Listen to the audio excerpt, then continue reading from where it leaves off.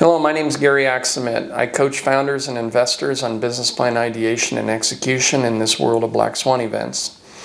These are just my opinions, so take that for what it's worth. This is not investment advice. If you like what you see here, there's more content on TikTok or YouTube.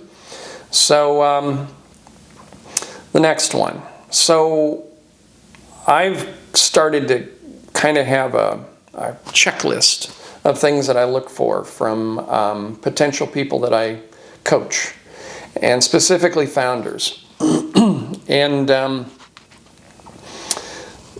you know, the deck can be stacked against you from the beginning, and you can have the greatest business plan idea in the world, but if you if the nut that you're cracking every month financially is so huge that you can't breathe, you're not going to make it.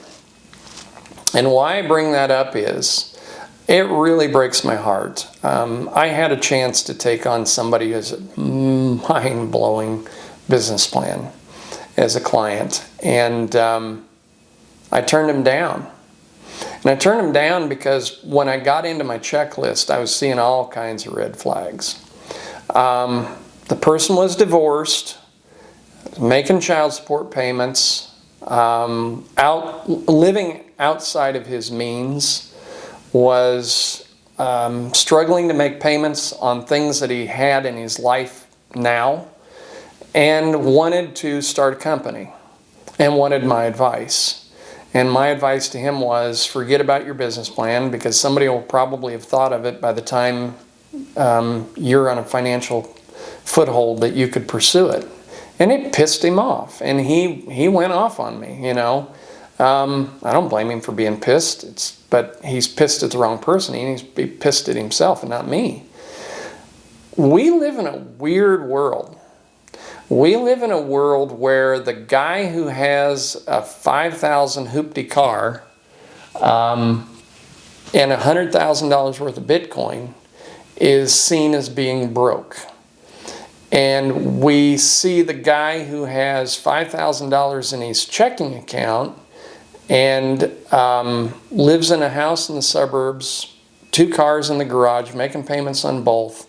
Payments, looks great, perfect clothes, you know, plays the game perfectly. He's rich. What? Are you so out of touch with reality that you have bought into the consumerism bullshit to the point where you think that's rich? This is why very, very few people will succeed in life. It's beyond courage, it's brains. And if you need to measure your purpose on this earth against other people's crap that they own, no. You just keep going to work. Take your chances with the fiat economy, go for it, because being an entrepreneur is a really lonely place. I've said before, there are years when nothing happens and there are days when years happen, and that's the life of an entrepreneur. You suck eggs for a long time before you finally get to the point where you've got financial footing. And you know, for someone who's deep in bills, I'd go back to the 5-year plan. And that's what I told this guy. I said, you need a 5-year plan. You need a 5-year plan on how to get yourself out of debt and build up some cash.